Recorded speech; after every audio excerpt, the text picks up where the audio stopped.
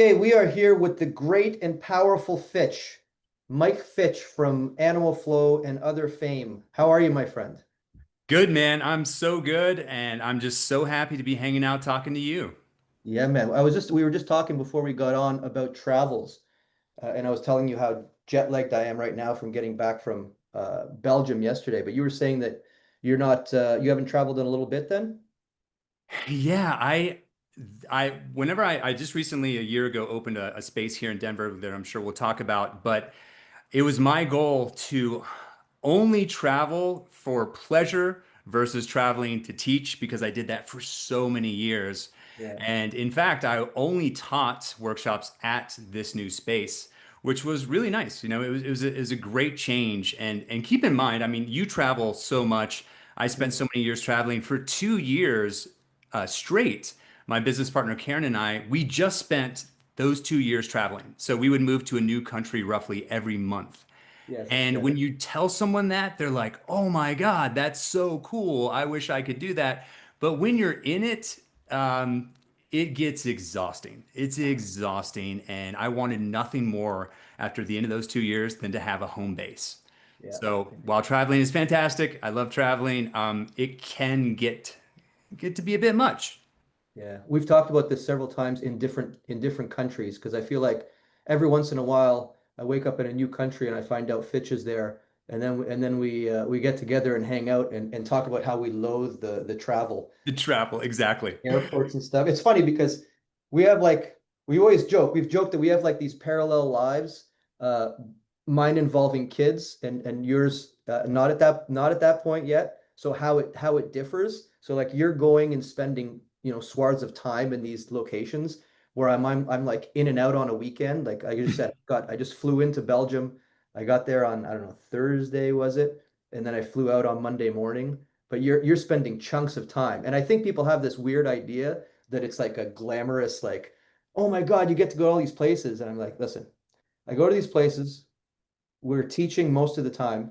We get one or two nice dinners and a few walks.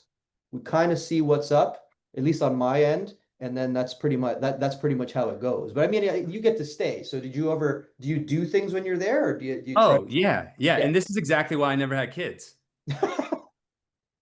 That's the I reason. can go to a place and actually enjoy that place, Trey. That's the difference. If I'm going to teach a weekend seminar or workshop, I get to go a week early and then stay Yeah. like a week later. Yes, And I've yes. seen you. I've been with you at the end of your seminars where you're like, "Cool, dinner," and then I have to get on a plane in the morning and take off. Yeah, I just you get fried. You get Yeah. fried. I don't care what shape you're in. I'm sure as these years pass on, it's going to get harder and harder, man. I gotta admit it. It's the travel is just sitting on those planes is not what it used to be, man. Well, certainly not. It's not what it used to be, and I would venture to say that people are even more oblivious than they ever have been in the past, just about space and about common decencies. And it's just, I Yeah. don't want to ramble, but yeah, it's just, it's tougher to travel these days, and I definitely find that it's way harder for me to recover, especially when going into different time zones. Yeah, I yeah. mean, I really abide by the 1 day per hour change. I mean, I think that's very accurate for me. So let's say if Okay. I'm going to Thailand and I spend a month there, then whenever I come back, I mean, I'm looking at 2 weeks of trying to acclimate again after that travel. And Yeah. it's brutal. Yeah, yeah, yeah. It's weird because I feel good now. You know what I mean? Mm. But a few hours from now, I'm just going to hit a wall, and that would be it.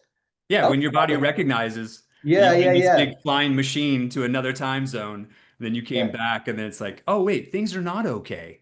Well, when you get to talk to Fitch, you get excited. So all of the excitement hormones are keeping you going, and then we'll hang up, and then that'll be it, man. I You're mean, gonna crash for like 2 days, man. two High days, highs, the low lows. absolutely. All right, let's get into it, my friend. Let's So do it. I don't know what we were also talking a little bit about doing podcasts and how that also gets tiresome after a while. But I don't know what other topics you've gone into, but I feel like I have a lot to ask you, even though we're friends and we have been for a lot of years. And when we hang out together, which I think the last time was in Austin, right? I think I saw you in Austin for the It, ISM. That was the it last time. was. For the Oh no, it was for the summit. It was the for the summit. absolutely. So I don't know what people think we talk about because for the most part, I think people think that when like us kind of people get together, it's just like all technical, like talking about movement and training and all of this stuff. But really, it's nonsense, which is hilarious because every time I get back, my wife's like, "So, did you talk to your friend?" Yeah, I talked. We had dinners. What'd you talk about? I'm like, I don't know. Like nothing. I don't know. We just shoot the shit and joke around, to be honest with you. I mean, so it's like if we don't have these podcasts, I don't think I'm ever going to dive into your history as much as I'd like to, if that makes sense. I don't know that you and I have ever talked about training, No, ever. I don't think so, eh? Every time we're together, we're just talking shit about our parallel lives. Yeah. And about other stuff that we probably shouldn't put on this podcast. Hey, we said we would never talk about those things in public ever again. You remember that weekend in Bangkok? Never talk about I it. don't. Oh man. So like tell me, so for people that don't know, I don't know who wouldn't know who you are, but you are the creator of Animal Flow. So Mhm. I never know what the people watching really understand or really know. So I guess I'd start at the beginning. I don't know if you're tired of explaining this and what it is and what you're doing, but hopefully I'm gonna maybe pull out a little bit more details out of you as we go. Mm. But why don't you give me like a potted version of like what is specifically what is animal flow? Because I mean that's the thing that you teach worldwide. That's the thing that is recognized worldwide. I'm sure most people who are listening to this have heard of it, have seen it, have an idea. But now that I have the guy, like, what is this thing, animal flow? Mm. Yeah. Yeah, so our one-liner Yeah. is Animal Flow is a quadrupedal movement training system Okay. that is designed to improve the performance, resilience, and function of the human animal. And Hmm. that's our one-liner. And I really want to put extra emphasis on the human animal part because, Mm-hmm. of course, as people hear the name animal flow, they have all these ideas of what animal flow may be. And it may be, finding your spirit animal. It may be that it's Mm-hmm. only about animal locomotion. It may be going into the woods and screaming in some primal way. But we really say that this is a movement system Mm-hmm. where you have hands and feet in contact with the ground, and it's all about trying to improve the way in which you inhabit your body and move it through space. That's the simplest way that I can explain it. So the concept of animal in the title, obviously when you're moving, I know that you might name some of the movement patterns Mhm. roughly around an animal, but it's not necessarily performative in nature, if that makes sense, that you're not mimicking animals, you're simply or I guess the better question is, the title, does it refer more to animals out, not humans, or is there a deeper philosophical meaning in that we're reminding people that we are animals and that we're teaching that system how to move? Is that Exactly that. okay? Exactly that. And to your point, we do use some animal, what we call base positions. So we may say, okay, this is an ape, this is a beast, Yeah, this yeah, is yeah. a crab, and we use some locomotion, which is only one of the six components of the overall system. So if you were to look at the entire animal flow system and you were to watch someone perform these really, kind of crazy flows, you Mm-hmm. could then break that down into six really simple components, and only one of those is animal locomotion. So to your point, it really is about the human animal as the animal, the human species as being an animal, and how we can learn and teach people to be better in their meat wagon and move it through space. And one of the things that to me is so incredibly unique about the animal flow system is it what is 100% quadrupedal, where you have hands and feet in contact with the ground. And in doing so, you're able to create these very novel, unique, and varied loads throughout the entire musculoskeletal system. Mm-hmm. Plus, if nothing else, as soon as you place hands and feet in contact with the ground and you try to make these shapes that we call animal flow movements, you are reintroduced into your body and into your mind in a very different way. It's almost immediate. It's hard to think about anything else other than what you're doing at that very moment. You're not thinking about moving an external object from point A to point B. You're fully being aware and present within your body as you communicate with this immovable object, which is the floor. So it Mm. really is, you have the physical part, but then you also have the mental connection, the mind body part as well. Which is interesting that you say that because, as you know, I mean, you've heard me lecture countless number of times, but I bring up this fact that the human system. Any system really. I mean, it's not like there's a long list of bipedal animals out in the real world, but I mean, we really evolved for. I mean, Quadrupedalism has been around for approximately 360 million years. versus the 6 million years of bipedalism. And often when I'm lecturing regarding the spine, I make the point that if you really examine the spine is made for a quadrupedal animal, and it's just been the machinery, so to speak, has been hijacked in order to create bipedal movement. But for the most part, the spine hasn't changed. I mean, 6 million versus 360 the million. spine really hasn't changed all that much. I mean, Mm. there's differences, of course, but I mean, for example, in quadrupedal animal, you have no real lateral ligamentous system in the spine, so to Mm. speak, versus in the bipedal animal, you start to see those changes with lateral ligamentous structures, the advent, whatever that means, of the ITB, the iliolumbar ligament, and all of these other things. But you really are, uh, when you're moving around your meat wagon, as you so eloquently put it, you really are moving around a quadrupedal system in a bipedal environment, so to speak, Mm. which is Exactly. And that's even why whenever we introduce people to the ground and we have, and I mentioned this earlier, these base positions, and that's where you will hear some of these animal names. But even when we set up our crab or we set up our beast, we're placing the hands to be shoulder width, the knees and the feet to be hip width. Why? Because we're trying to mimic how our bipedal gait would travel or locomote through space. And that's our introduction to these quadrupedal positions, as we're Mhm. encouraging people to move in a similar fashion, at least in the beginning, Mhm. um, to complement and or mirror the way that you would walk through space in a bipedal gait pattern. Mhm. Mhm. You know what? I think it's important to point this out because you give these names, and people who actually study under you understand that these names are not just advertising things that you put in place. But to someone, there's obviously a swath of people online where they see something like animal flow and automatic, they're like, whatever. This is just, someone who's trying to make use of the evolutionary system and the process. And there's a lot of, I don't want to, let's say, superficial systems out there that pretend to make use of evolution, but they do so Mm, in like a very like advertising-y kind of way. I don't want to mention names, but there's many a person who does that. But I think it's important to point out because I'm very familiar, I'm not very familiar, but I'm familiar with animal flow, that this isn't just, like I said, performative art. And the movement on the ground is not simply just for movement on the ground. The thing about I love about your system is that it is a system. Like mm, there is a system of teaching. And going back to Austin when we did the last FRS summit, we had you do a little workshop during one of those hours or hour and a half. And I think the people that were doing it who might not have been familiar, we have at my system, we have people, we have S&C coaches, we have strength coaches, then we have people just interested in making their body work better. But the ones who are kind of hardcore gym people, I think I know they were because I spoke to them. They were surprised at the systematic approach that you take to ground movement.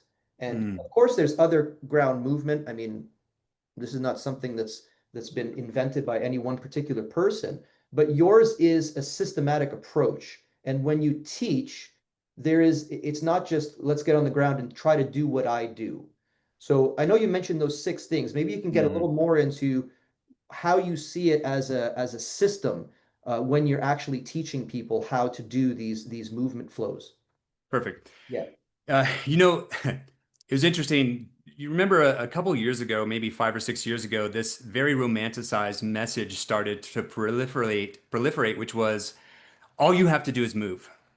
Yes. Oh my. Oh boy, All yes. you have to do is move. And if you move, then you'll be bigger, stronger, faster. You'll heal your injuries. You'll fix all the world's problems. And best of all, you can stand on your pedestal and look down on everyone else who's not doing the same thing that you're doing. Yes. Yes. I remember And this. and to me, that's just one, there's so much arrogance there, but also there's just not enough specificity there. Mhm. Because what is the movement that you're saying is so good, and what is the person? You can't assume that everyone has the same needs. So it's far too vague. And while moving more may be better than not moving at all, again, there's just not enough specificity there. So whenever I was first creating the animal flow system, I've always been a huge fan of attempting to understand the human anatomy better, Mhm. which meant that whenever I was drawn towards quadrupedal movement, and again, this is coming from my time of a brief exploration in. And let me actually just back up for just a moment. You know, I was a personal trainer from the time that I was 19 years old, and I did all the things. I eventually found myself in a place where I was just wanted to lift heavy things and be as big as I could, and I did that for a couple years. And then I just realized, hey, I really need a change. I want to do something different. And that's when I got into body weight training. That's when I got into movement training. And I just realized at the time there was something that just drew me to having hands and feet in contact with the ground. I don't know why, but I was just drawn towards any locomotion I did. I was drawn towards, I practiced breakdancing for a little while. So I was drawn towards just anything that put my hands and feet in contact with the ground. So when I decided that I wanted to make a system based on quadrupedal positions, I was looking through the lens of the human musculoskeletal system. And my understanding then, and of course, my understanding has grown since the system has grown, Mhm. but for every single movement, there is a rationale for why the foot is here, why the ankle is here, why the arm is here, why we're transitioning through this particular plane of motion, how we can progress, how we can modify, how we can deconstruct. So there is a tremendous amount of thought that goes into tailoring the system so that we can use each movement as a specific movement to elicit a very specific response. So let's say, as an example, you know, maybe I decide that I only want to practice flow, and that's where what I enjoy the most. And I just decide that I want to go and I want to do animal flow, and the system lends itself to that. But Mhm. also, we can look at every single movement as a specific tool. And I can say, all right, well, this specific movement may give me the opportunity for closed chain, internal, external glenohumeral rotation. It gives me the opportunity for extension, rotation, and lateral flexion through the spine. It gives me the opportunity for hip extension. And that's just one movement. So if I have an athlete or if I have someone who has limited time, I go, hey, here's a great movement, big bang for your buck. This is going to complement whatever else you're doing. Mhm. Or maybe I'm looking at it from more of a biomotor perspective or biomotor ability perspective. And I'm saying, okay, I've got this person who's spending a lot of time in the strength, power, speed realm, but they're not really doing much for their flexibility, mobility, stability, coordination. Hey, here are a couple of movements that you can do so you can start to fill in those gaps. Or maybe I've got a yogi in front of me and I say, hey, you're spending a lot of time in the balance, flexibility, stability area, but I want to make you more explosive. So my whole point is that while yes, this can be a system about flow, I most pride myself on the fact that each movement is a specific tool to elicit a specific response. And that's why I started with that whole over romanticization thing about all you have to do is move, because I do believe that movement can be very powerful in the right way when applied to the right person. Mhm. Mhm. And you bring up a lot of good points. I think the point that you're bringing up is the difference between random movement versus movement with purpose. And I'll often say, like, yeah, it's hard because movement is medicine. This is something that you hear parroted all over the internet, and it makes for a very good clip. You know what I mean? Like it Mhm. makes for a very good generic advice. But the problem is that any exercise you do, you can say, is exercise very good for your body? And of course, I'm going to say yes. But you can flip that around and say, is exercise very bad for your body? And the answer is also yes. And Mhm. and really it's because people, I think they separate the person from the person doing the exercise, which I think we have in common in the way that we teach, in that there is no separation of the sort, and they have to be considered. So flow, that's another word that people might coerce or co-opt to explain a variety of different things. But as I've often said, if you get up in the morning and you just randomly flow, you randomly move around and, you move your joints and you get whatever it is that you do, um, I'm not, and I'm sure you'd agree, we're not saying it's not good for you as a system. That obviously, you increase circulation, you know, you're pumping your joints, you're getting nutrients into your joints, et cetera, et cetera. But the main problem with that concept is that when you just flow randomly, you're moving the way that your body already moves. As you know, I often say you can't move where you can't move. So, you know, if you have a shoulder that's not functional in the general sense of the term, and you flow with that shoulder, you're really only going to move the shoulder in the way the shoulder moves anyway. So, is the movement good for your body? Generally, yes. Is the movement good for your shoulder?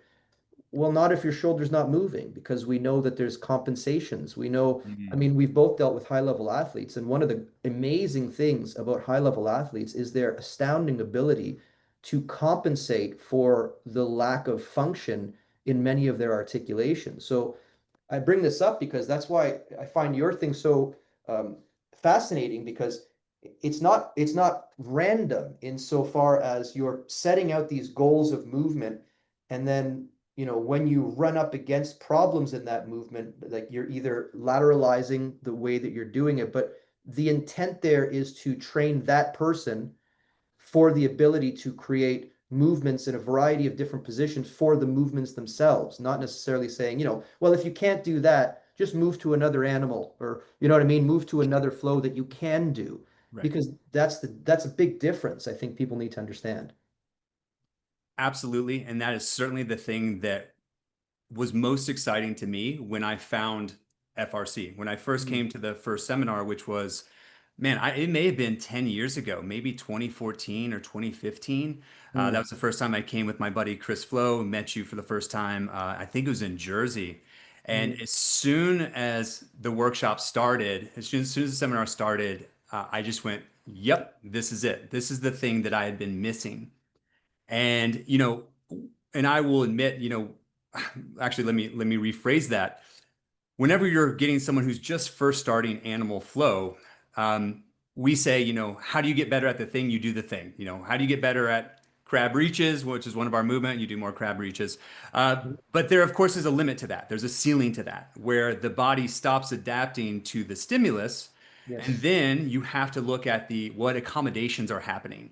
Hmm. And I love that now, and since I've really started implementing the FRS principles, I now have this toolbox to where if I'm watching someone perform one of these movements, I can go, okay, this right shoulder looks suspect, that left ankle looks suspect, the right hip looks suspect. Cool. Let me essentially do an FRA on them and let me Mm, see what's going on with those joints. Then we apply these very specific principles, and then now we reinforce them by going back to the movement that exposed them in the first place.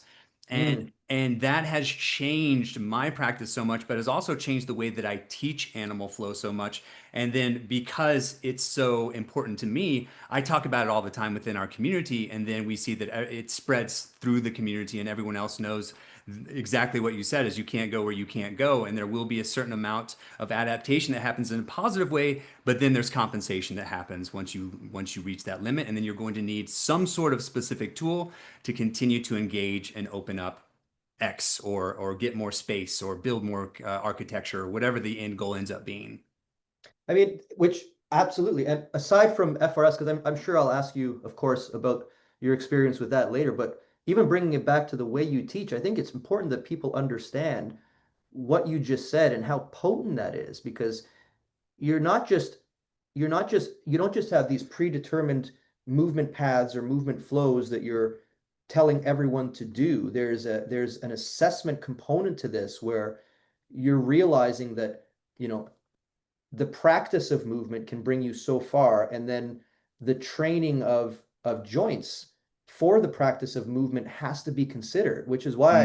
which is why I think your system is so amazing. And I don't know, maybe some people might be like, oh my God, Dre likes animal flow. And I don't know, you know what I mean? If people, and I, because people misunderstand, of course, what we say often. And absolutely I do. Any scenario where you can practice your body in a way that excites you, in a way that you know doesn't put you in the same line all the time, in ones that, you're exploring your movement capacities and you're trying to enhance your movement capacities, getting back to the fact that animal flow is so systematically taught that you're breaking down or these barriers, so to speak, or you're teaching your clients about themselves, Mm, and you're using animal flow as the tool with which to do that. And I can't stress enough how vitally important that is when training human beings, because of course, we're stuck in, I call it the standard model of training. I don't know mhm, what words you put to it when you teach, but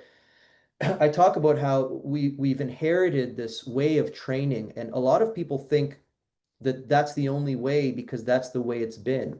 And of course, we lecture that the types of training that we get inherited down from us really came out of people trying to get better at strength sports. Like a lot of mhm, the predetermined lifts that people do or the exercises that we do inside the gym, they weren't really made for you. They were really made for athletes who were trying to get very, very strong at very, very particular paths of motion, which is not the job of the human animal, so to speak. mhm. You know what I'm saying? So Absolutely. when you have something like animal flow, which is it's it's challenging your system.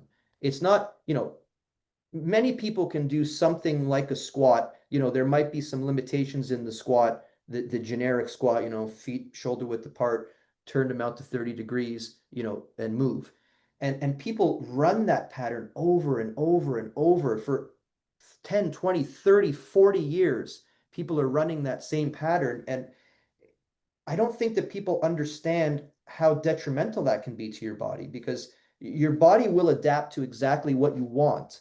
And as you know, the body is just trying to conserve energy. So Mm, if you're gonna wall it off and say, I want you to do this movement and this movement and this named movement, and the bicep curl has to be done exactly in this way because that's the way it's done.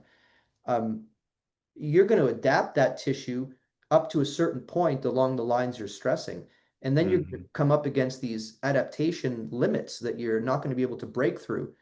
And people understand these limits as injuries, or they understand these limits as plateaus, instead of understanding them as anatomical barriers whereby you can only adapt so much doing the same thing. But now, if you take away the idea of I need you to do this rep, and you say I need you to move quadrupedally in this particular way, it's a very potent thing for people to be like, oh my God, I can't do that. Like my Mm, shoulder's not doing what Mike Fitch's shoulder is doing. And even though, I've been training for all of these years, and you start to remind people that as much as, pushing things over your head is important, so is reaching back into the back of the car to grab something for your child who's back there. And, repeatedly pushing your weight over your head is not the same as bringing your arm over there.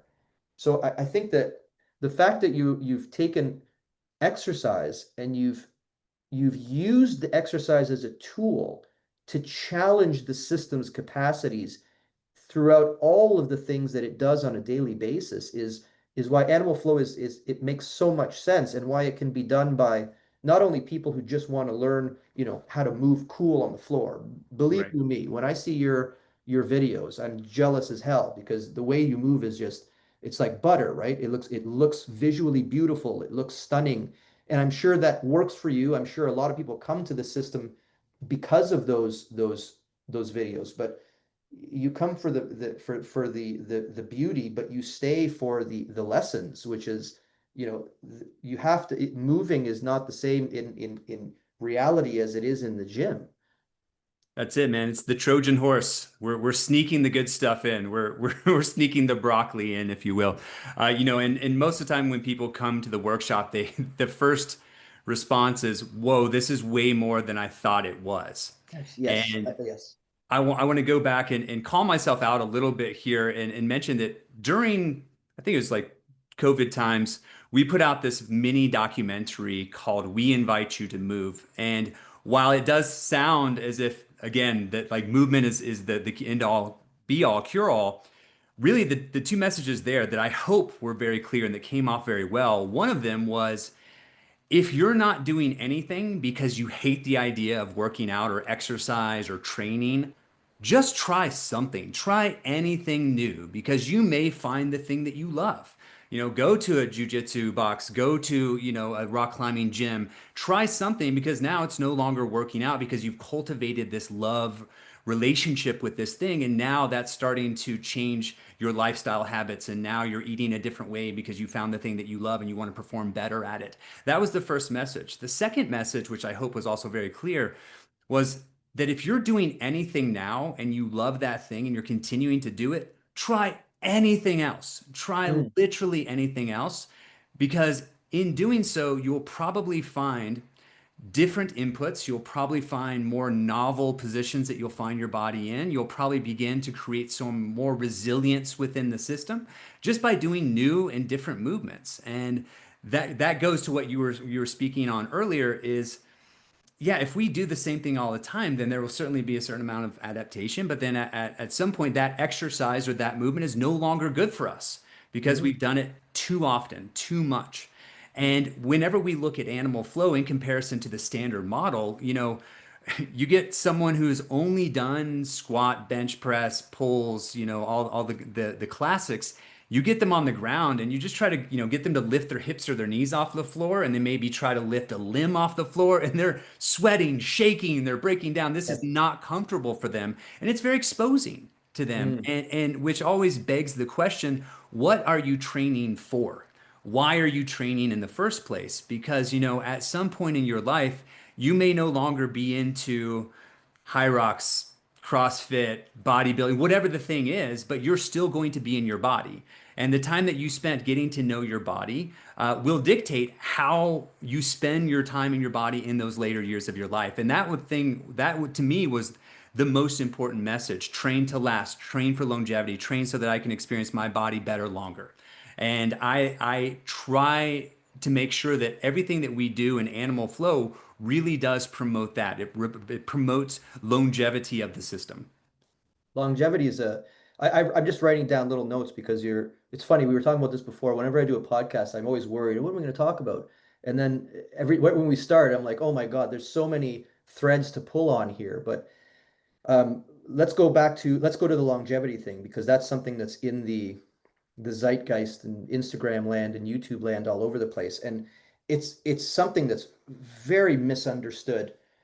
For the same reason why movement is medicine is a Mm, mantra that is not enough information for what it's actually the purpose that it's actually trying to set out. So longevity, if there's ways to look at longevity and you know, online right now, I guess you've probably noticed the sexy thing or the thing to talk about is, strength for longevity. And they'll say things mm, like when you're getting into your older years, muscular development is very important, or they'll say power development. They'll say things like plyometric activity for, let's say, a middle-aged man becomes so important for longevity. And all of these things are correct. And I've lectured about this a whole bunch of times. You can read all of the scientific literature in the world, but unless you take a bird's eye view when you're analyzing the logic of the scientific evidence, you can be scientifically correct.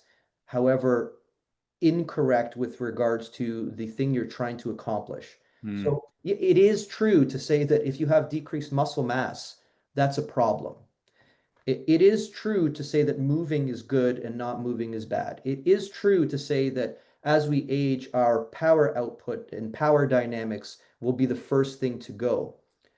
But it's also true to say that just getting strong using, part of my French, but a shitty quality system is going to do the exact opposite of creating longevity. And getting back to what we were saying before, like getting in the gym and doing the three major lifts because they're the best lifts, and the deadlift is king of exercises, and squatting is so important to everyone, and bench press and all these things. And by the way, for people listening, I work with NFL teams. It's not like I'm not assigning squats and programming deadlifts. I want people to be very understand that. Just to remind people that I'm not, and you're not anti. you know, gym type exercises in any Not way. at all. Um, but my God, it's just not enough to say that getting strong is going to solve your problems. It's just it's not. Like if you squat repeatedly, your body or your hip, for example, will become a squatting hip, meaning that your body will pigeonhole your hip so that it does what you're asking it to do. As I said before, your body, if anything, is extraordinarily efficient and has no interest in wasting energy. So if you're going to squat in the same way, day in, day out for years and years and years, your body is amazing at giving you a squatting hip. But a squatting hip means that the ability of the hip to move in three-dimensional space is going to get more and more narrow and more, walled off, such that all it's able to do is perform that squat. And that's just amazing that you look at it the way I do with regards to longevity. It's like, yeah, squatting's great, but it's not enough for your hip. You can't isolate. It's not enough, and that's it. It's not enough. One of the things, and I love that you said, you're not saying squatting's not good, not beneficial, that it doesn't have a place, but you're saying it's just not enough to have a hip that works like a hip. And like, to me, that's such a great message that I hope that everyone understands, coming from both of us, because, Mm, at my new gym, the place that uh, that I love to spend time at, we have these very specific offerings.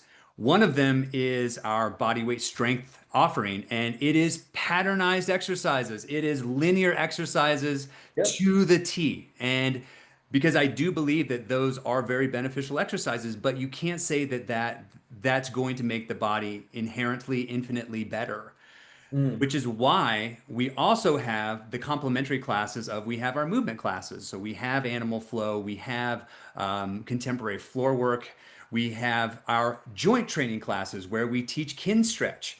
So to mm, me, having all of these different inputs, having your linear stuff, having your 3D motion, having your super specific joint training, I believe that combination does get us closer to meeting mm, the infinite complexities and demands of the human system.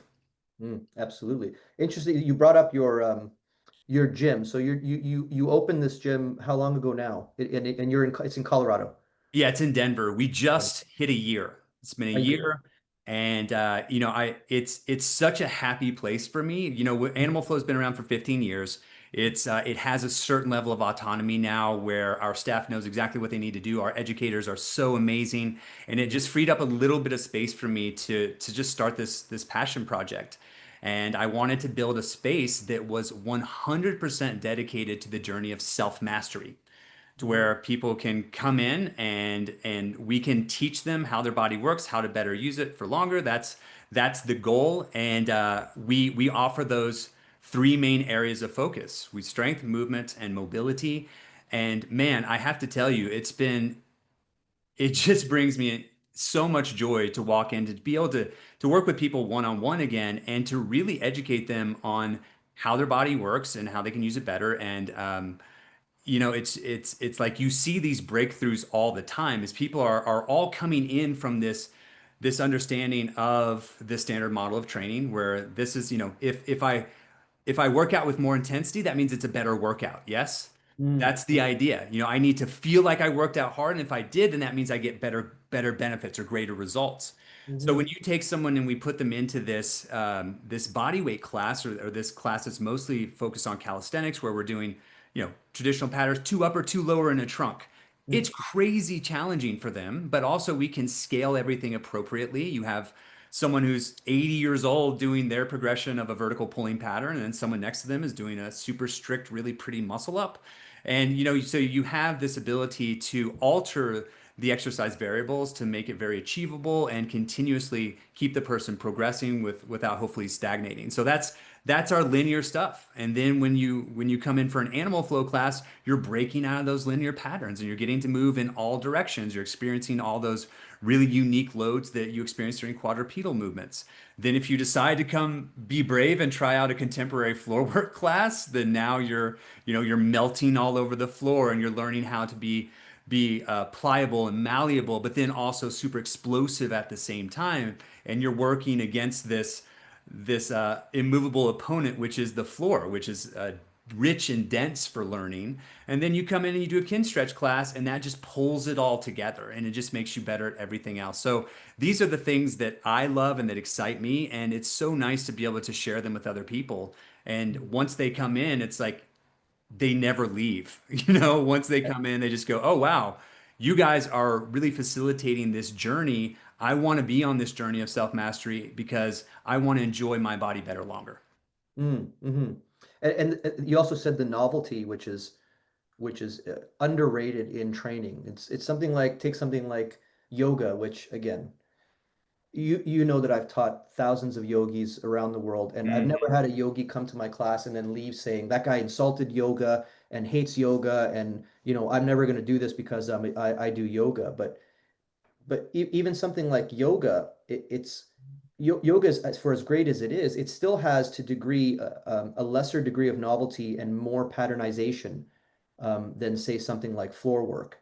Mhm. And I'll often say that if you want to get super, super good at yoga, it would behoove you to take an account of all of your body's capacities and to, you know, improve how your shoulder's moving, how your hip is moving so that you can achieve these poses. But I think Mhm. novelty is something that is a very potent stimulus for motor learning, which going back to saying maybe the standard model of training might not be enough. I think that novelty is the thing that is lacking. Whereas in your facility, it seems like novelty is the point. It is the point. That's exactly it. And I love that you mentioned yogis because, I have a yoga practice. My partner Haley, she teaches yoga. It is a part of our lives, but we understand that it serves a purpose in one's body practice. And again, same way that standardized model training is not enough, yoga is just not enough. And we have so many yogis that come through and they try animal flow for the first time. And, we break them free of their mat and we show them what it's like to move in different directions, move in different joint angles. And usually, one, is very challenging for them. And Mhm. two, it's very revealing. And three, usually they're like, wow, I could probably use more of this in my life. Same thing with kin stretch. When someone comes into a kin stretch class and they've only been practicing yoga, it is mind bending for them. Yes, It yes. is a absolute life changing experience for most of them because they recognize, oh, wow, I thought I had been doing this thing, but this revealed so many opportunities that I wasn't aware of before, so many opportunities for me to work into my body in a very different way. And that's why, to me, you know, the things that, I'm 45 now, and the longer that I spend in my body, I feel like I'm understanding more of how to feel better in it. And that's from someone who's actually getting a little bit older. When I hear someone who's 25 years old on Instagram talking about longevity, it's tough. Shut the fuck up. Like, let's be honest. You know what I mean? Shut the fuck up. You have no idea. Like, I do this to maintain my longevity. I'm like, you haven't even tested longevity yet. That's Time it. comes to your longevity, not knowledge. That's it. Yeah, yeah. Yeah. So I again, I'm just infinitely grateful that I get to share these different protocols with people, just knowing that it's it's not like we're just doing this for no reason. It's not like we're just trying to give them a workout. It's not like we're just trying to take their money and say like, oh, great workout today. There's a specific result that we're attempting to accomplish every time they come into a class. Mm. And again, to speak to the Instagram world and YouTube world, there's got to be thousands and thousands of people out there that see something like what you're doing and they're like, "Pff, like what is that?" And other people would probably say that, oh, I'm going to go study with this Fitch guy and he's going to tell me to throw my weights away and that this is the way. Mm, And I think one of the reasons why we're such good friends is that there are people in our space who, not to mention names, but who might believe that. Like they've found the magic sauce. Like what they're doing is the only way. And the way I teach and the way you teach is in such a way that we're not saying that. So, mm, I know that you've had the pro athletes come in and want to try this animal flow. And it's not like you're saying, listen, you know, this squat program that your coach has you in needs to be eliminated because, body weight is the only way to go. Um, More in your, if you can correct me, but you're saying that, well, no, but the ability to move your body is directly going to affect how that squat goes. So you're not saying that, and I'm sure you have people that come to your gym that maybe also go to other gyms and maybe they do standard model training on some Mhm. days, but this is not an if this or that. It's that you can do anything that you want, but there is the hurdle that you have to get over, that anything you are doing in, like you said, your meat wagon. Mhm. So there is something to supporting that meat wagon versus only doing that one particular thing, which I think Animal Flow encapsulates in that. That's it. And anytime someone says this is the way, you need to Mm, run as fast as you can in the fast opposite as you can. direction. Absolutely, yes. It's the most ridiculous thing. And you're right, we see it all the time.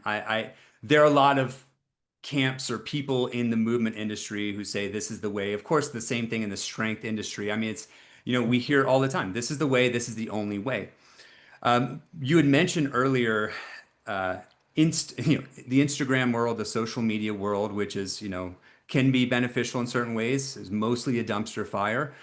And the thing that we always see with Animal Flow's been around for 15 years. So we've heard every bash on Animal Flow. We've heard all the shit talking on Animal Flow. And the way that's phrased is always the same, which is, oh, that's just, and then they fill in the blank with something.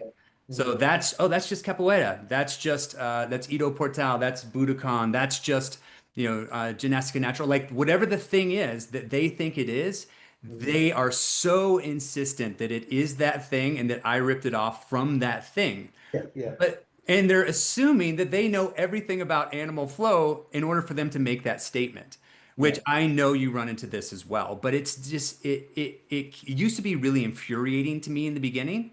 And Mhm. then I got to the point where I just thought, you know what? I mean, this is how the brain works. It works through associating things. They see the thing, they go, oh, that's like the other thing that I know. And Mhm. then they're going to, make some sort of comment on it. But we at some point came up with this incredible strategy where the response was always the same, which was if someone said, hey, that's just this, the response was always, oh, if you like this, then you'll love Animal Flow. Go to animalflow.com and check out one of our workshops. And Yeah, surprisingly enough, a lot of people would then end up taking the workshop because it's just not worth it to have this argument over, something that they don't understand when they're trying to um, protect something they probably also don't understand. So then Mhm. you have this battle where there's just not enough information to have this battle. So, anyways, that was one of the things I just want to do a little tangent on the social media climate as far as trying to explain what animal flow is. But then going back to what you had mentioned earlier, uh, I will never say, hey, don't do loaded training. Don't do bench press. Don't do squat. I oftentimes will go through phases of loaded training. The reason that I'm such an advocate of body weight training in the beginning of one's journey, or whenever I meet them in their journey, I should say, is because there's such a dense opportunity for learning there, and they yes, can learn yes, about again, how they inhabit their body and move it through space versus moving something else through space. So the intention is all internal. yes. And to me, that's just the learning is so potent that yes, I definitely encourage someone to do body weight training for a couple months, do it for 6 months, try it for a year, and Mhm. then go back to loaded training again and see what you've learned about your body.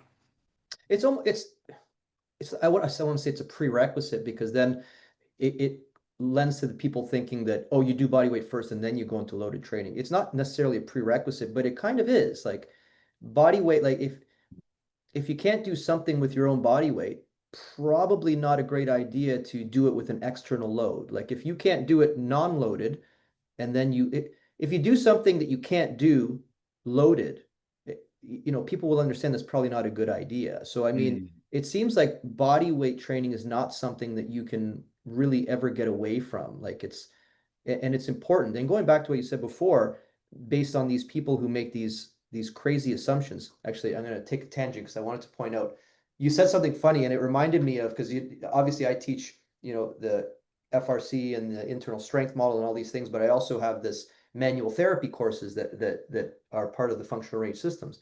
And the number of times where people would take a picture of me just holding someone's arm with my finger, let's say on the pronator teres, and saying, well, that's just, and then they just fill in every other soft tissue therapy that there is. It's like, well, shit, man, how can I, if you're taking a still shot, how can it be anything other than that? You know what I Mm. mean? Like if you're moving on the ground and then you take a still picture of you moving on the ground, of course it looks like these other things. What you're going to learn at Animal Flow is not just moving on the ground. Just like when you're coming to study with me, it's not just, soft tissue therapy. It's the way that you interpret soft tissue therapy. It's the way that you interpret moving on the ground. It's the intent that you have moving on the ground that actually makes the difference. And I mean, yeah, there's nothing new under the sun. And maybe you experience this as well, but I get a lot of talk online where it's just like, you're just doing this and that, and you didn't make any of this up. And I'm saying, yeah, fucker, I'm telling you that I'm not making anything up. I literally I go through the exact same literature that everyone else has access to. Hmm. I don't have some special library that I keep in a vault that no one else can touch. Like information is what information is. What you do with that information, how you systematize your approach to the information is the difference between training with Mike Fitch or training with any other, ground-based movement systems that you find out there. But people really do miss the point. And of course, it's the internet. I mean, I sound like I'm upset, but we both realize that people who are going to say things like that, they're never going to probably never going to show up at a seminar or at a course anyway. So it's fine.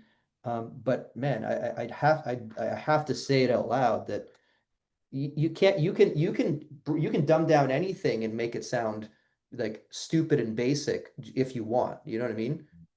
You get someone who's doing Olympic, all that that guy's just lifting weights. I've lifted weights before. I know how to lift weights. It's like there's a lot more to it. That's why there's different methodologies of training. There's different programming. There's different concepts. So when you go to a seminar, like what you're paying for is Mike Fitch's systematized way of approaching the body. And Hmm. that is the magic sauce. We are in a profession where it's open to interpretation. And if you're just a, evidence-based person who like reads research and then tries to apply it without thinking about it with a bird's eye view or in context, you're going to run into a lot of problems because this is not how the real life works, right? Like Hmm. research and literature is trying to find out how real life works, but real life is real life. It's not on PubMed. You know, Hmm. funny, I just did an ISM and internal strength model seminar, just as I said, I think at the beginning in Belgium. And we were talking about training and training to failure and rep ranges and all this stuff. And you know how I don't think reps are necessarily the important thing there. And it's like, well, I read this study that said that this rep range was the most effective for hypertrophy and da da da da. And then I had to point out because when people bring up literature, I've read the literature. Like I've whatever you've read, Hmm. I've probably read. Like I read a lot. So it's like, yeah, I've read that. Like I know, but I still do it this way. Why? Because a rep is not a real thing, especially in the context of research. When you're doing a rep of bicep curl, even though from an external perspective, if you do the rep and I do the rep might look the same. From an internal perspective, that rep is not the same. A rep just means you're from three-dimensional space, you're moving from here to here, but the intention that you're putting into that rep, the amount of concentration that you're putting into that Hmm. bicep, the difference between saying, I am squeezing my bicep or I'm using this exercise as a tool to change my internal environment is something that can't be captured in research.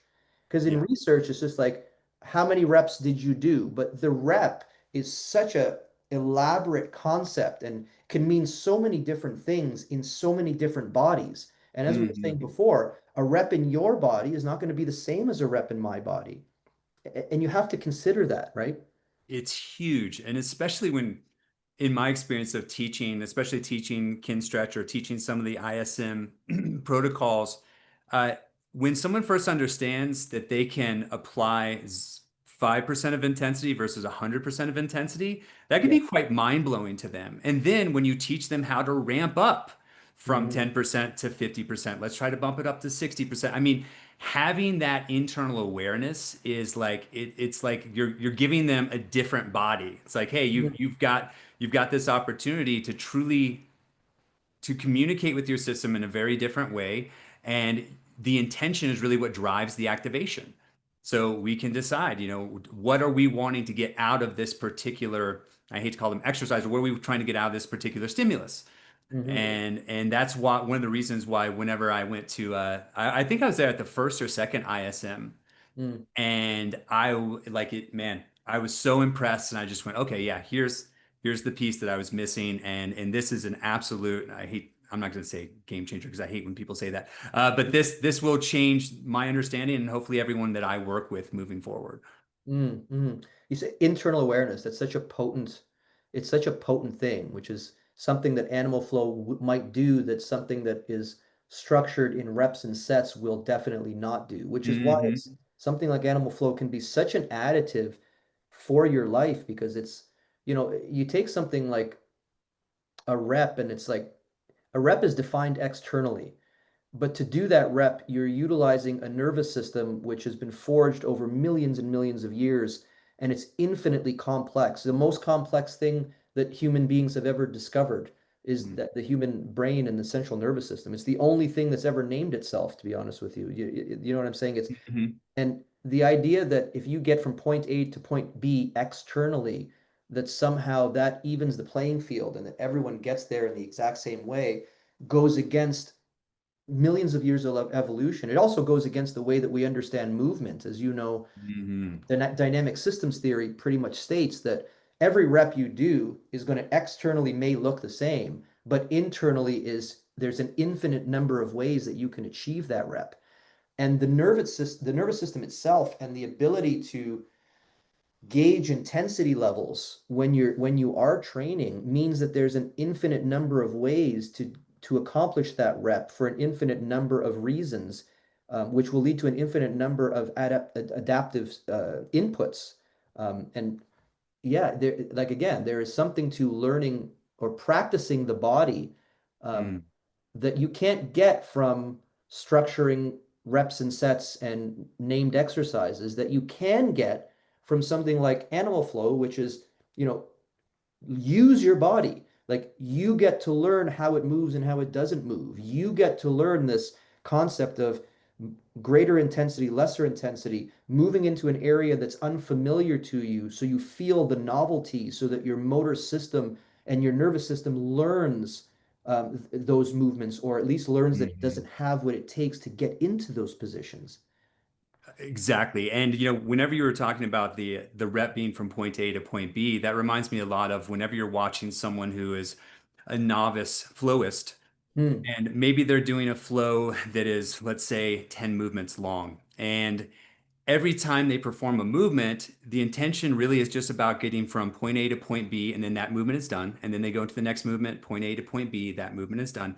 And there is much less of the quote unquote flow that's happening there as it's the execution of singular motions or movements.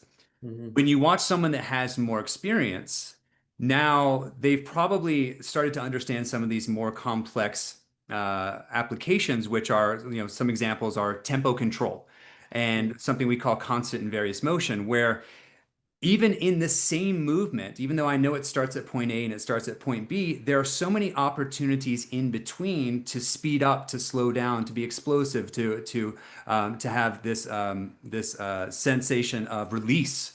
Hmm. And it's a journey from point A to point B. And then once we even get to point B, the constant and various motion part is we go past point B and it becomes the next movement that becomes the next movement. So you have so many opportunities to experience motion in different ways versus just point A to point B. Is that encapsulated in what you think the concept of flow is? 100%. Okay, because flow is one of those ones again, depending on if you just hear, animal flow, again, that guy on the internet's like, oh, I get it. this guy's gonna talk to me about, you know, metaphysical breathing and how it feels and all of this other stuff. But you're looking at this from a musculoskeletal standpoint. So the ability to string together movements um, requires the practice of the human nervous system in a variety of different challenges and demands, which is again why you say you can see someone doing animal flow and you can tell when that person is a beginner. And then you see a Mike Fitch flow and you go, holy moly, that's the same flow, but that did not look the same. Like when you do them, you can string together, 15 different moves or 20, 30, and it almost looks like it's one. Like you just Mm, did it all almost with the same cadence or it seems like you're in charge at least of a hmm. variety of variables that other people are not in charge of, which is why yours looks like a flow and theirs looks like, the beginnings of that flow. Yeah, and we actually have a very structured process in teaching someone how to lead into being able to experience flow better. And in the beginning, it is super structured. It's very, very Mhm. specific in the angles. And we always say, like, hey, in day one of the Animal Flow Level 1 workshop, you're going to be like, where's the flow at? None of this is flow. Everything is so specific. Every angle is so specific. And we always just say, look, we're building foundations so that we can move very fluidly later. So we're building structure so we can enjoy the chaos of what flow actually is later on in your animal flow journey. And then once we do these thousands and thousands and thousands of repetitions in these very structured ways, then we can start applying some of these other more advanced of concepts of tempo control, constant various motion, articulation of how my hand moves when I'm performing this particular movement, whether I'm exhaling or inhaling on the initiation of the movement. That will change the experience in my body. So we start really layering and giving people all these tools so that they can eventually get to the point to where they don't have to think. They can really turn off the conscious mind and just allow their body to move through Mhm. space, knowing that they've done the work, they put in the repetitions, they no longer have to think about them. They are just now part of their system, and they can experience movement in a free flow way, whether that be with just their breath or with whether it be driven by music or with they're trying to coordinate with somebody else. It's just it's almost like we're manufacturing. I hate to use the word manufacturing, but we're giving them the exact roadmap that they would need to reach these higher levels of flow. So when you say higher level, so an amateur person that just starts with you, it's going to be very structured, and then Hmm. there's going to be, as they improve their ability, then there's predetermined flows. Is there a component of what's the word? Is there a component of freestyle Yeah, you get to? exactly. Yeah, Okay, how does we that? just call it free flow. And it's still the same movements. It's the Hmm. same movements. It's just that they're no longer pre-designed, pre-choreographed. The person is just allowing their system to go online with their experience that they've had in the past, and they're just pulling from it and connecting movements together. And that to me is the pinnacle of animal flow as far as the flow part is concerned. That's the ultimate goal. We want to get to the point where we can move in these really complex ways without having to think about them. We can just act and react. But in Hmm. the beginning, it is super structured. There are flows that we design. We practice those flows. We try to get more smooth and fluid at them, but we're still, we're super structured. And then it's usually not until we see an intermediate to more advanced flow as to where they feel comfortable enough with the basics to where now they can just turn off and allow their body to move. And then if we bring that back for people who are, standard model only or who think of this from the perspective of sport, um, it's kind of the same thing. Like you have your training and then you have your on-field practice. And I often say the way that I interpret and the way I teach it is that training and practice aren't the same thing, right? Mm, And when you take an athlete and you train them using the squat, and then you put them out on the field, they're not squatting out there. right. Like they are squatting, but it's not like I always make the joke like you can't when someone's going to catch a fly ball, they're not allowed to run for the fly ball and then jump into position and then do shoulder flexion in the way that shoulder flexion was taught to them during their military press. Like Yeah. shoulder flexion occurs here and here and here and here and here.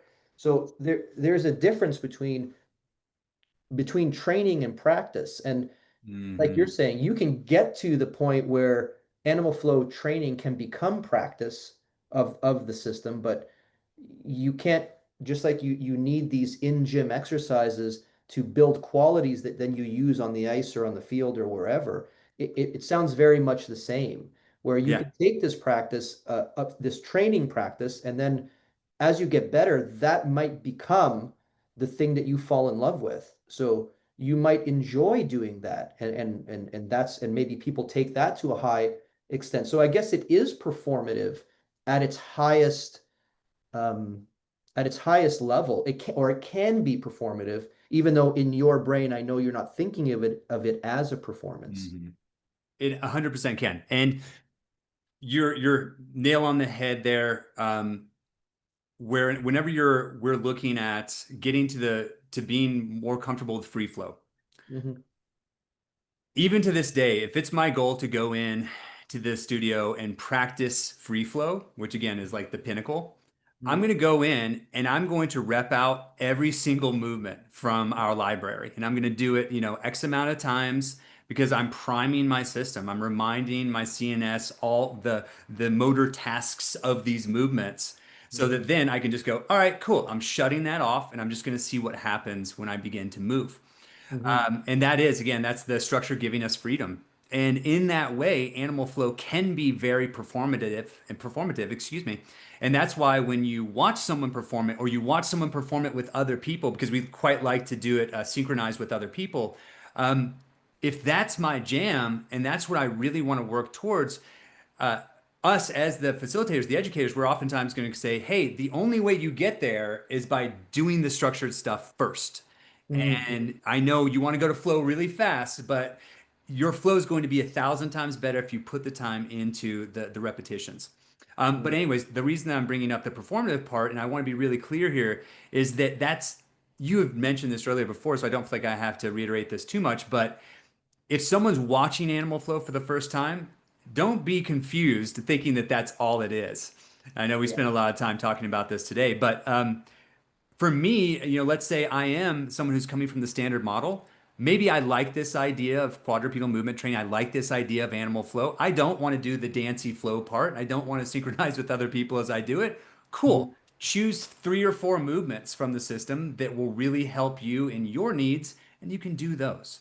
But to go back to the performative part, um, you know, I'm always really very careful whenever we're treading that line of performance and dance. And then we've also oftentimes have had people want to make animal flow a competition, which is just the most absurd thing to me.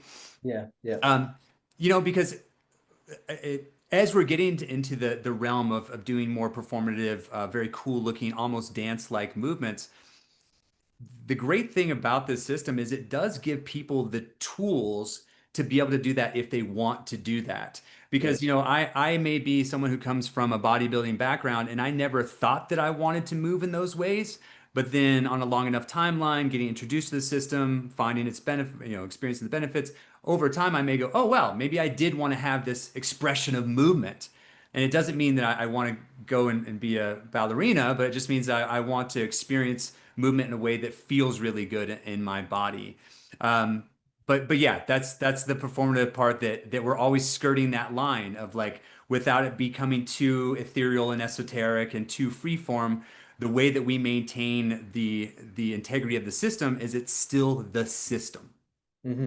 Hmm. It's a systematic approach, which is the same reason why a ballerina would still benefit from something like animal flow training. It's Definitely. not this or that either. Mm, And people might think that's crazy, but you know, ballerinas, you're doing particular things. Again, you're doing patternized things, so to speak, when you're dancing. But when you go ahead and systematize it, and then you run, I hate to say reps now because I just shit all over mm. the concept of reps, but when you're getting the experience of the reps, I mean, that is the secret sauce there that allows it to then be utilized for a variety of other different, you can say for dance or for anything like that. There's things to be learned in something like animal flow where you're learning about yourself, and the fact that it's systematized forces you to learn about yourself in a way that free flow movements cannot teach you.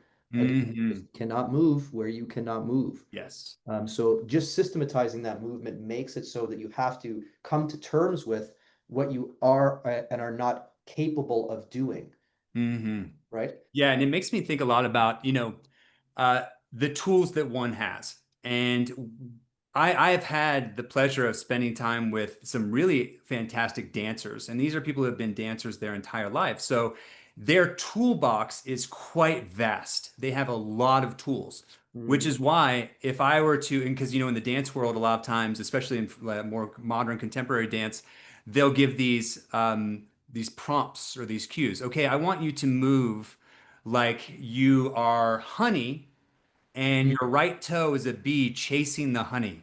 And if I have the tools to do that because I've been this dancer my entire life, then when watching a prompt like that, you're like, wow, this is really incredible. I can see that this person has so many tools that they can move in a free-form way with a prompt. Imagine if I took John Quint out of the weight room and I said, John, I want you yes. to move like your honey and your right toe is a bee chasing the honey. He would probably just laugh as he's walking out the door and be like, I don't think Fitch can come back to any of our seminars anymore. But again, it's do you have the tools? And for dancers who have a multitude of tools, you can give them prompts like that and just watch them move in really beautiful ways. Mm, But if you hand someone a guitar that doesn't know how to play guitar and you say, "Hey, play for me," the music will move through you. It's not mhm, going to. Although if you teach them yeah. three chords and you give them enough time, they can play thousands of songs and they can probably even write their own songs after a while, and then they can actually play with some sort of emotion. So to me, Mm. it really does come back to the structure giving us freedom, but then also just how the concept of just move is too vague. It's not specific enough. Absolutely. I'm glad you brought up the guitar because I know you play um, much better than I play. I think now that I'm looking back, I'm actually getting older, man. I think I've been playing guitar for maybe 7 years, maybe a little bit longer. Mm, But um, I found learning an instrument, which I came late to in life. I'm 47, and I guess I started probably in and around when I was 40 as a way to just do something more things with my children because I was getting them to learn guitar. So it's like when they took on a hobby, I tried to take that hobby on as well. So I can, there's more things, more commonalities. mhm, But nothing taught me more about motor learning. And I've studied motor learning for my entire career and I went to school for it. But nothing taught me more about motor learning and nothing encapsulated what you were just saying more than learning guitar because mm, there's a difference between there's a big difference between playing a song, which I can do. I can play several songs, but I don't speak guitar. yeah. You know what I mean? And it's the same thing. If I just if you think this is all random, if I just give you a guitar and say, "Yeah, go ahead and play," you very quickly realize that, oh no, you're not just allowed to flow around on the guitar because there's structure and rules that must be ingrained in your system Mhm. before the system can start to speak through the guitar. Yeah. And one thing, if you've never learned guitar, and I think you've been playing for a long time, I don't know if you remember this, but when you're learning and you start to, you don't even know why, but you know the next note, even if you've never played the song, and you play like a sequence of the song and then before even looking on the sheet music to find out where the next note is, your finger knows where it is, Mm, like without even learning. You're like, oh yeah, it's probably here. And then I would play it and I'd be like, oh my God, why am I getting better at finding these notes, even if you don't memorize the fretboard, even if yeah. you don't understand it to the extent that you need to. There's something about learning and learning at very basic chords and then piecing the chords together and then learning the song and then learning several songs and then your body just starts to that's why I keep talking about the nervous system as this incredibly complex thing, where I find it very arrogant for people to think that they know how to manipulate the nervous system to do what you want it to do. You know what I mean? Like, Yeah. take someone that says, my glute is turned off and I'm going to turn it on, despite the fact that that is makes no sense on a variety of different levels that are proven by literature to the fullest extent.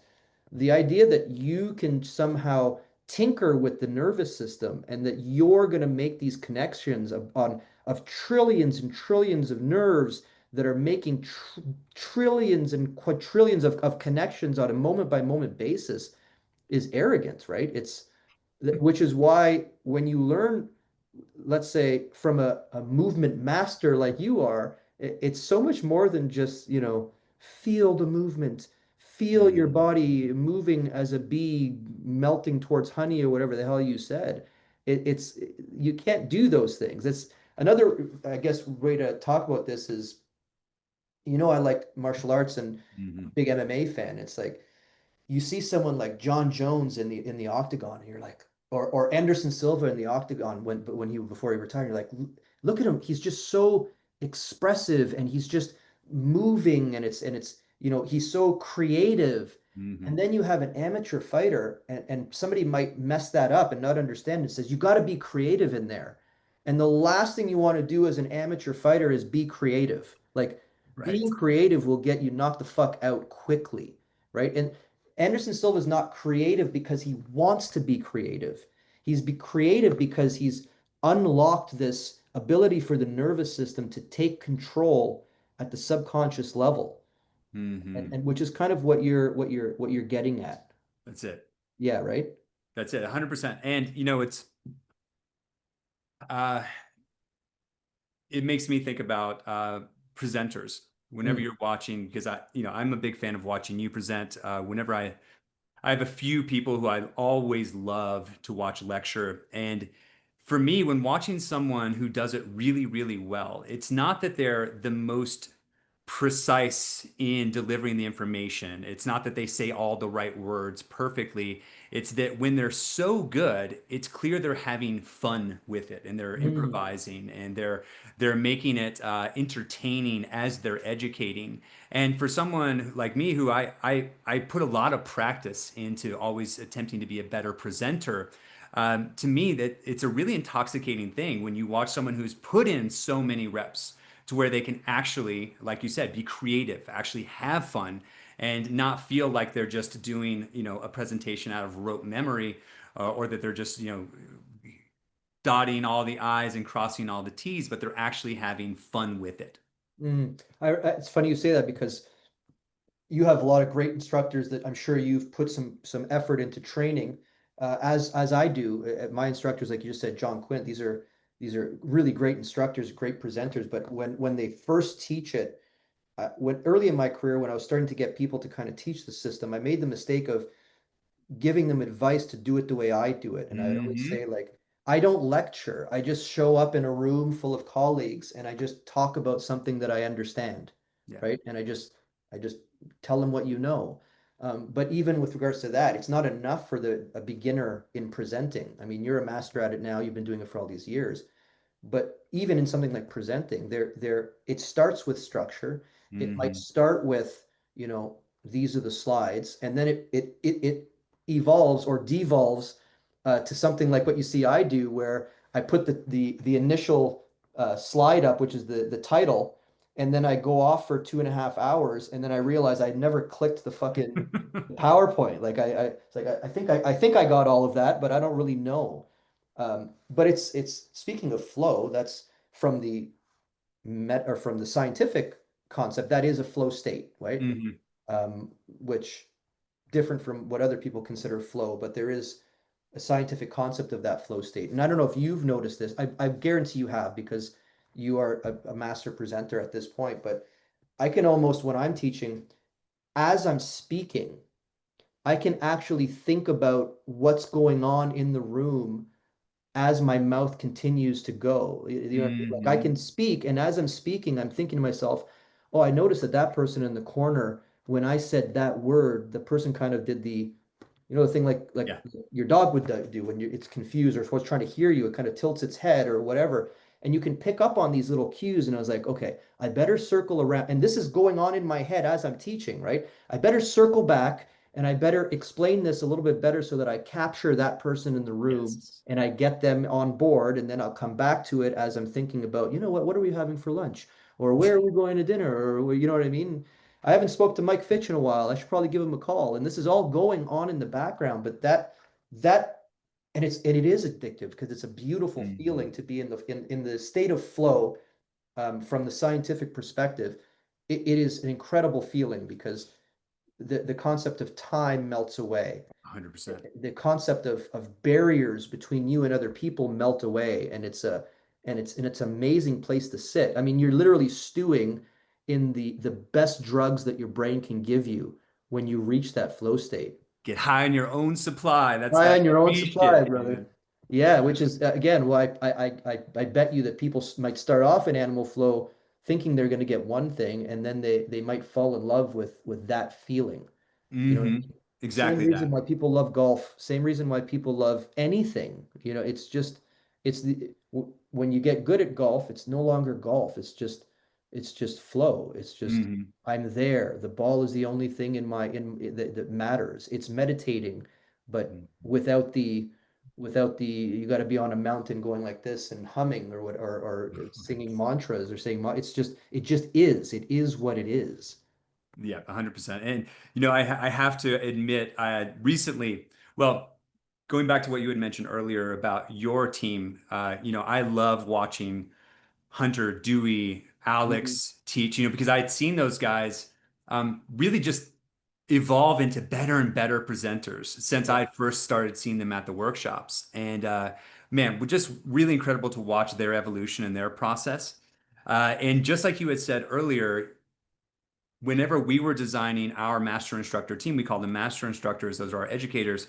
I got a really good piece of advice from someone who I consider to be a mentor of mine. He just said, look, you can't expect that you're going to find replicas of you. Don't even try. Just Mhm. find people who are their own superheroes and have their own superpowers. And that's exactly what we did. And no one teaches the workshop the same way that I teach it, or with the same inflection, with the same uh, sticks, side stories, all that. We wanted it to be very individual for each master instructor and for the attendees. But going back to this whole idea of structure and freedom, I recently taught my last L1 animal flow workshop. This is my Mhm. last one Yeah. because we now have so many great educators around the world who can teach this L1, and I will continue to focus on the other levels. And because it was my last L1 and we wanted to make sure that it was the most up-to-date structure of the L1 workshop, we videoed it. And I had not taught the L1 curriculum in about 3 years. Yeah. And while I did a little bit of practice and warm up going into the workshop, after viewing the videos, it was the worst workshop I think I've ever taught. And Yeah. it was just because, again, I wasn't fresh in my system. I Mhm. didn't have the repetitions at that time. And I just felt like, yeah, sure, I still hit all the same talking points. No one taking the workshop would have noticed it was my worst one. But for Yeah. me, in review, I was like, damn, those talking points did not come as fluidly as they typically do. I wasn't able to answer the questions the way that I typically would have. I was Mhm. just I just realized, oh wow, it was a great reminder again how important structure and repetition can be when doing something that you've done 1,000 times. And I tell people that are listening, like the fact that you said that, some people they start off like they go to a course and like same thing with you with the L1, like the base FRC. I haven't taught a base FRC in quite a long time because you were doing these other seminars, these summits. I'm kind of focusing on that, but I know that people want to learn animal flow from Mike Fitch. I totally understand, but there is something that you probably can't give people attending versus some of your other instructors. Even though, of course, the system the best, you might be able to sell the system, quote unquote, the best, but there is something to learning from someone who has different experiences and who approaches it from a different perspective, Hmm. which you are not able to replicate. So, when you show up to an animal flow course and it's not Mike Fitch, I know that you've prepared these people to be able to handle them, but people should realize that you're getting something special that you might not get if you were teaching, or if someone's at an Mhm. FRC and Dewey's there. I mean, man, there is a lot of stuff that Dewey offers that I can't offer because I'm not Dewey, or I'm not Yes. John Quint, or I'm not Hunter Yep. Cook. But it's refreshing to hear these perspectives. Like, if John Quint, who comes from a bodybuilding background, comes and teaches an FRC, I came to the same conclusion as you. Like, I don't want him to teach the FRC like I teach the FRC. Mhm. I want him to run the FRC through his filter and explain why the FRC means so much to him from his perspective, Yes. right? And that's an amazing thing that you can get from other teachers teaching that system. Yeah. Yeah, absolutely. Yeah. So in a nutshell, if you go and take an L1 for anyone listening, it's going to be better than the one that I last taught. So Yeah. Or at rest least assured. you think that, like you said, that you know what you said wrong. Other people aren't going to know because you've been That's doing right. it for so long. So we might as well say, so there's an L1. What are the levels, just so that we know? Yeah. Yeah. Yeah. In Animal Flow, we have level one. And by the way, just like you do, non-therapist workshops, Mhm. our L1 workshops are available to anyone whether they're a fitness professional or if they're just someone who's interested in learning animal flow. If you're just interested in learning animal flow, you're probably going to gather a lot more information. Some of it you may not understand, but you will definitely get your practice in. You'll understand the system in a much greater way. So we have L1s, we have L2s, which is built on the concepts. We have L3s, and of course, for each one, you go through a certification process. And once you have the animal flow certification, you can teach it in whatever capacity you're already qualified to teach. So if Hmm. I'm, let's say if I'm a physiotherapist, then great, I can start implementing some of these movements into my practice. If I'm a group fitness instructor, same thing, I can start teaching animal flow classes. If I'm a personal trainer, I can start implementing some animal flow movements or adding some animal flow movements into my personal training sessions. Okay. So yeah, Yeah. those three levels, that's our process. And then every year we do what we call these mentorships, which are like 7-day immersive experiences, usually in not shitty places. Yeah. Yeah. Indonesia, Mexico, Costa Rica.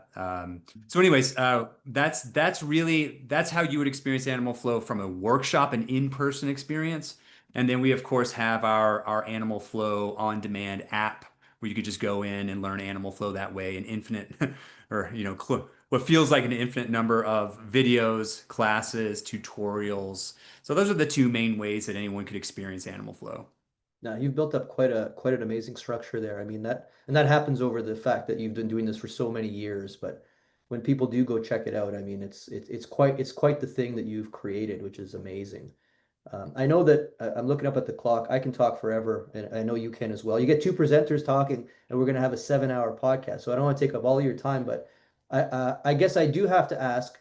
I wanted to focus on what you do, but there is this interesting component that the people listening would be interested in, that I have to ask, not to pat myself on the back, but Mhm. I would like to ask, what is, you can learn a bunch of different things. You've attended a bunch of seminars. You've attended, you must have experience with kettlebells and hand balancing and all of these different things. But you have taken the FRS system probably more than anyone else I know. And I hate to bring it back to what I do, but I mean, I just want to I just want to ask, like, why? Like, what Yeah. do you do with it that you feel like you can do anything, right? You can Mhm. decide to take this class and implement it, but why have I seen you so often is my Mhm. question with regards to functional range systems specifically. Yeah. Um, I am so impressed by the functional range system. Okay, hold on, time out. I am not asking this so you can, you know what I mean? Like, No, no, no. I I know, I just so understand. everyone knows, I don't need my ass kissed, but I'm really interested in, No, in no, no. yeah. I get it. I get it. You're not asking for this uh verbal hand job. Sorry. One's going on the clip. That one's going on the clip when it's just going to be music in the background and then us talking, and then it's going to say verbal hand job, and then it's going to fade out. And then we're going to say, watch the podcast. Clickbait. Clickbait. Yeah. No, to me, it's the most complete system that is the foundation for everything. So that to me, you know, I love movement. We've talked a lot about the different things that excite me, but I can't do any of these things as well as I do if I didn't have the tools that I have that I've learned from you and your other educators. Like I just wouldn't be able to do the thing. It is my secret thing that I keep in my pocket, although it's not that secret because I tell everyone this.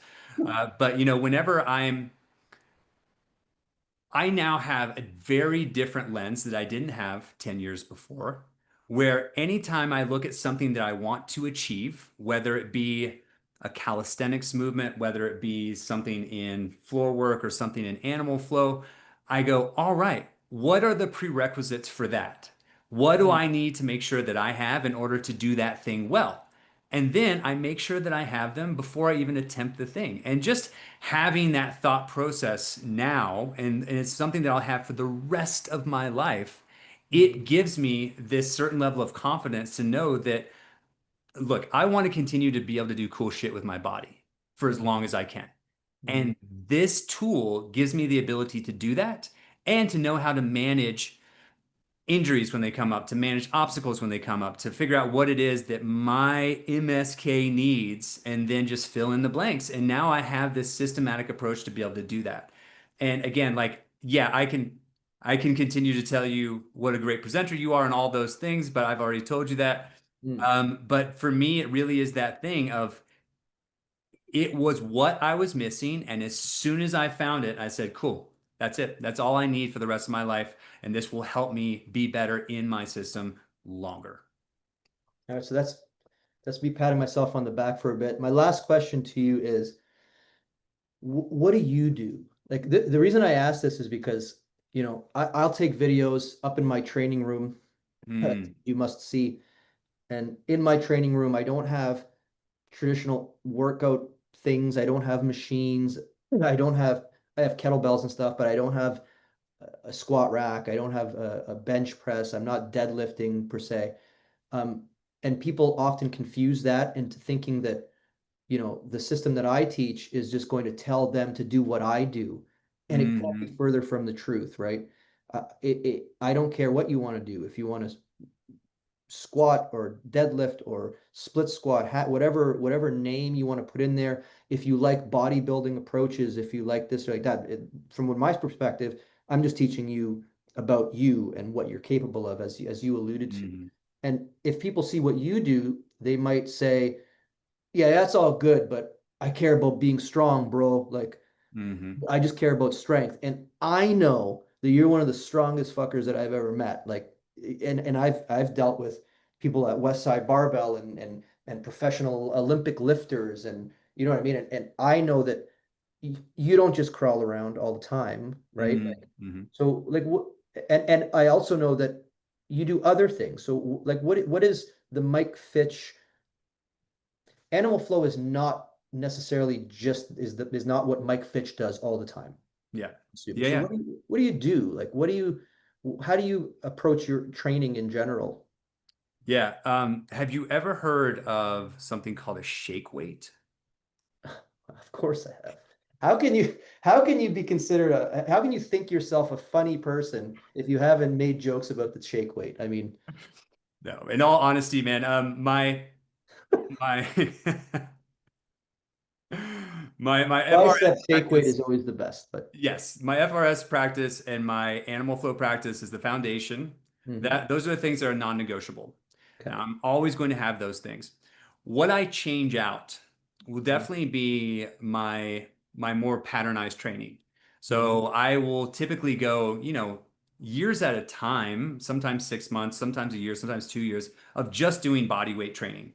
mhm, But then I will always cycle back in some loaded training. I'm currently in a loaded training phase right now where I'm mhm, doing the most basic lifts and the most,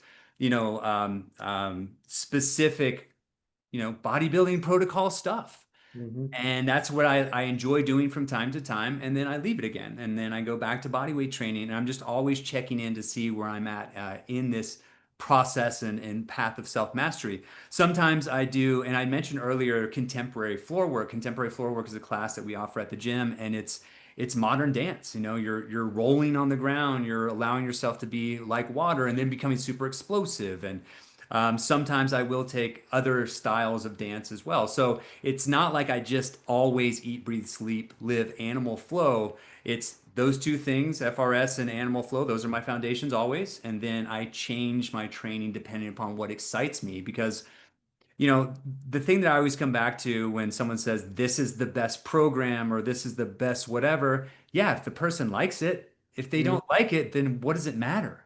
Yeah, yeah. Which is why I'm constantly making sure that training to me is enjoyable and it really is. I mean, it is the highlight of my day for sure whenever I train, and that's just the way I've always been. So I want to make sure that whatever I'm doing still keeps me excited. You would agree that are you doing the same thing you did 10 years ago, or are you altering it depending on your age? Or I mean, I know that you've been pushing this longevity thing for so long that you probably move just as well now as you always did, but do you find any differences now? Um, You know what I do find now is that it does take me longer to feel like my body is completely warmed up, especially whenever I'm doing more complex movement. It yeah. just takes me a little bit longer. But aside from that, Mhm. oftentimes I feel stronger. I feel more capable. I feel like I have more connection with my nervous system. And here's the thing I want to share that I noticed that I thought you would get a kick out of is when I first started loaded training again, which was like, I don't know maybe 5 weeks ago, 6 weeks ago, when I first started picking up weights, I was like, wow, I feel surprisingly weak right now. Mm, mm, It took 2 weeks for me to basically like double everything. yeah. And it was just, yeah, I mean, I know these lifts, I know these movements, my body adapts very quickly. Hmm. And it was just mind-blowing how quote unquote strong I became so fast. But it, has a lot to do with how I train. Hmm. My brother, this is great. This is a great conversation. I'm glad we did it. I don't know why we don't do it more often. I am sitting on a plane without Wi-Fi and unable to call anybody, thinking, I have to talk to Mike Fitch more. But of course, you're all over the place too. So sometimes having a podcast is the only way to get together with friends, so to speak, to Well, have a look, you had mentioned this. You had given me the casual invite like 2 years ago. And every day since, I've just been looking at my phone every day. Did Dre text to booster. invite Great me? fit. Yeah, I yeah, finally yeah. got called up to the big leagues. Oh man, I should have done it earlier. For anybody else that I've said that to, I'm not ignoring you. You just get pulled. You just get pulled, man. You know what I mean? Of You course, go I ahead do. and have yourself 3 kids like I did, and you realize you get pulled in a billion different ways. But that's great. This is a great conversation. Do you have anything else? I mean, well, I guess a cool thing somebody is interested in animal flow because of this. There's obviously a website. What do they do? How Yeah, do they? yeah, great question. If anyone's interested in animal flow, go to animalflow.com. That's where you'll find all the information. And then if you have any questions for me specifically, you can email me at mike@animalflow.com.